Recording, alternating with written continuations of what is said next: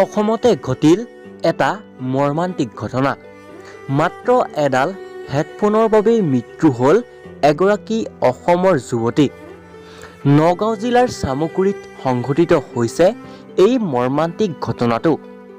জানিব পৰা মতে কাৰ্বি আংলঙৰ মেঘনা বৰাই মোমায়েকৰ ঘৰলৈ ফুৰিবলৈ গৈছিল আৰু ৰাতিপুৱাৰ ভাগত নগাঁৱৰ শিলঘাট ৰেলপথৰ কাষেৰে প্ৰাতভ্ৰমণলৈ বুলি ওলাই আহিছিল। কাণত হেডফোন লগাই একান্ত মনেৰে ৰেলপথত উঠাৰ সময়তে বিপৰীত দিশৰ পৰা অহা এখন ৰেলে মেঘনা বৰাৰ ওপৰেৰে পাৰ হৈ যায় আৰু ফলত থিতাতে মৃত্যু ঘটে কাৰ্বি আংলঙৰ জীয়ৰী মেঘনা বৰাই।